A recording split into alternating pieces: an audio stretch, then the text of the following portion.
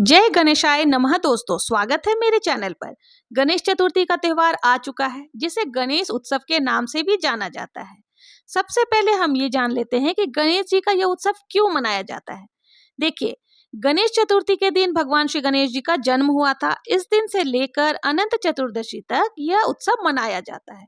अनंत चतुर्दशी के दिन भगवान श्री गणेश जी का विसर्जन किया जाता है। जो भी भक्तगण अपने घर में गणपति जी को लेकर आते हैं, उनकी स्थापना करते हैं और वहीं अनंत चतुर्दशी के दिन उनका विसर्जन भी करते हैं।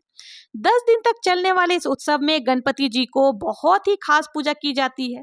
यदि आप भी अपने घर में गणेश जी को स्थापित कर रहे हैं, गणपति बप्पा को ला रहे हैं, तो 10 दिनों तक उन्हें कौन कौन से अलग अलग प्रकार के भोग लगाने चाहिए, ये जानकारी भी जरूर होनी चाहिए।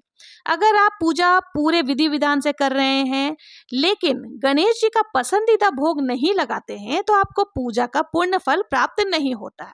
तो आज हम लोग जानेंगे कि भगवान श्री गणेश को कौन से भोग हमें लगाना चाहिए। आपने गणपति जी को चाहे कितने भी दिन के लिए अपने घर पर लेकर आए हैं, उतने ही दिन आपको उनके पसंदीदा भोग जरूर से लगाना है। चाहे आप 1.5 दिन की गणेश जी लाए हैं, 3 दिन की लाए हैं, 5 दिन की लाए हैं, 10 दिन की लाए हैं, आप उतने दिन उनके पसंद का भोग जरूर से समर्पित करें। अब जान लेते हैं उनका सबसे पसंदीदा भोग कौन सा है। तो गणेश जी को जो अत्यंत प्रिय है वो है मोदक।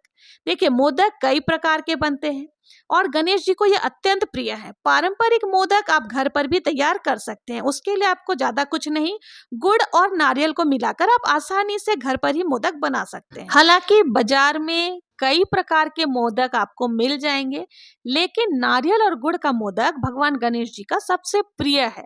तो आप घर पर आसानी से नारियल में गुड़ मिला करके मोदक तैयार कर सकते हैं, उसमें मेवा भी मिला सकते हैं। अब दूसरा भोग जो है वो गणेश जी को अति प्रिय है, वो है मोतीचूर के लड्डू। बेसन से बनाए हुए लड्डू, उनके साथ उनके वाहन मूषक राज को भी बेहद प्रिय है। शुद्ध घी से बने हुए बेसन के ये लड्डू आप उनको दूसरे दिन चढ़ा सकते हैं। ज्योतिष कहते हैं गणपति को लड्डू का भोग लगाने मात्र से जीवन के सभी द्वेष, कष्ट, कलेश दूर हो जाते हैं, क्योंकि लड्डू से 9 ग्रहों को नियंत्रित किया जा सकता है।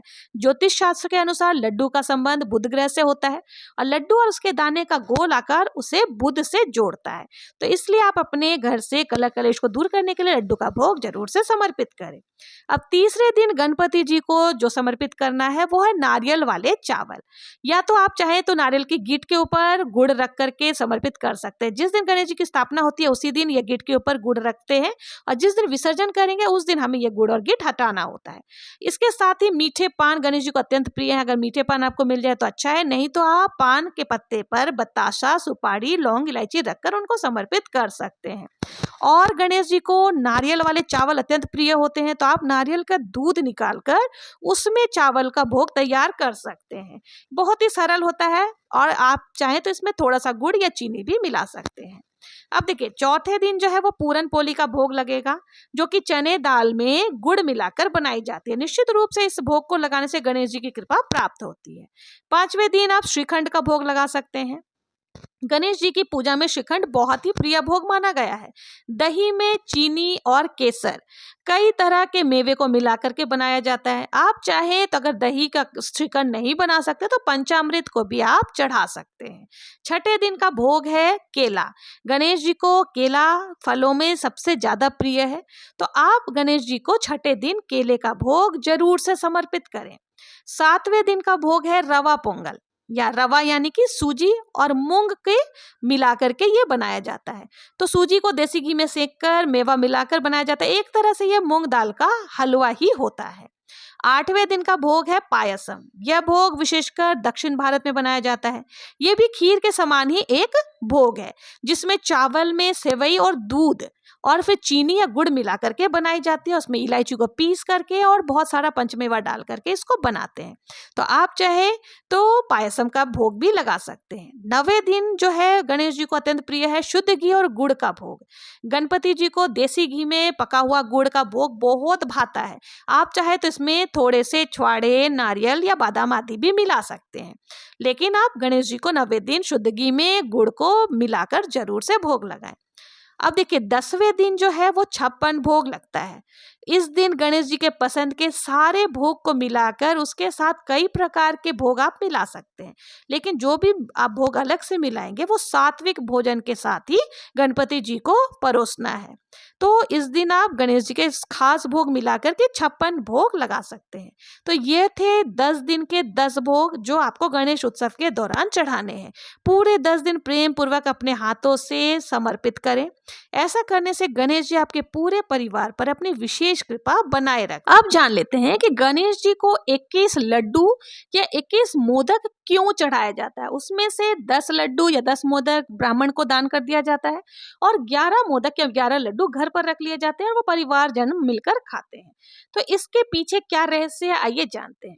देखिए, एक कथा के अनुसार एक बार जब भगवान शिव, माता पार्वती और गणेश जी जंगल में ऋषि अत्रि की पत्नी देवी अनुसुईया के घर पर गए थे। यहाँ पहुंचते पहुंचते भगवान शिव और गणेश जी को तीव्र भूख लगने लगी, जिसके बाद उन सभी के लिए भोजन का प्रबंध किया गया। खाना खाने के बाद देवी पार्वती और भगवान शिव की भूख तो थोड़ी शांत हुई, लेकिन गणेश जी का पेट कुछ भी खाने से नहीं भर रहा था।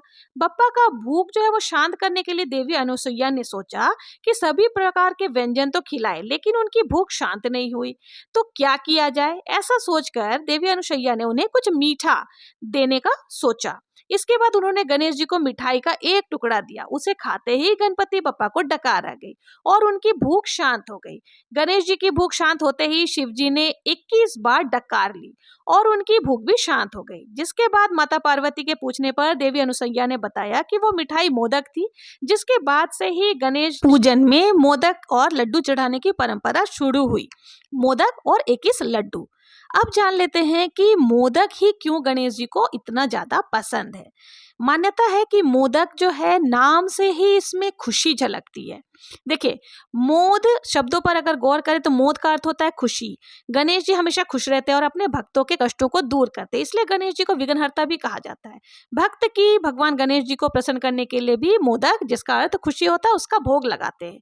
इसके पीछे भी एक बहुत ही पौराणिक मान्यता है कि मोदक जो है वो अमृत से बना है। इसको बनाने के बाद देवताओं ने एक दिव्य मोदक माता पार्वती को दिया था।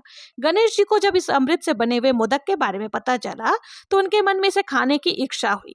उन्होंने माता पार्वती से मोदक प्राप्त कर उसे खाया, तभी से मोदक उनका प्रिय हो गया। पौराणिक कथा के अनुसार एक बार भगवान शिव सो रहे थे और गणेश जी द्वार पर पहरा दे रहे थे। तभी परशुराम जी वहां आए और उन्होंने शिव जी से मिलने की इच्छा जाहिर की। गणेश जी ने उन्हें द्वार पर ही रोक दिया, शिव जी से मिलने नहीं दिया। परशुराम क्रोधित हो गए और गणेश जी से युद्ध करने लगे। युद्ध में परशुराम ने शिव जी के द्वारा दिए गए परशु का इस्तेमाल किया, उससे गणेश जी को प्रहार कर दिया, जिससे गणेश जी का एक दांत टूट गया। दांत के टूटने की वजह से भोजन चबाने में परेशानी होने लगी। बप्पा की ऐसी स्थिति को देखकर माता पार्वती ने उनके लिए मोदक तैयार करवाए। मोदक बहुत ही मुलायम होते हैं और बप्पा ने बहुत दिनों से खाना ढंग से नहीं खाया था, तो उन्होंने मोदक बहुत ही चाव से खाया क्योंकि उसको चबाना नहीं पड़ता था। तभी से गणेश जी ने उस दिन पेट भर के मोदक खाया और तभी से मोदक चढ़ाने की परंपरा की शुरुआत हो गई। तो ये थी गणेश जी को 21 लड्डू क्यों चढ़ाते हैं, गणेश उत्सव में कौन कौन से भोग लगाते हैं और गणेश जी कौन से भोग से ज्यादा प्रसन्न होते हैं और हम पर कृपा दृष्टि बनाए रखते हैं। आशा है आपको समझ में आ ही गया होगा। अगर आपको मेरा ये वीडियो पसंद आया हो तो प्लीज आप कमेंट में जरूर से बताएं। आगे भी मेरे वीडियो को इसी तरह देखने के लिए मेरे चैनल पर बने रहे। मिलते हैं नेक्स्ट वीडियो में किसी और भोग और कथा के साथ। तब तक के लिए जय जय गणेश, काटो कलेश। जय श्री कृष्णा।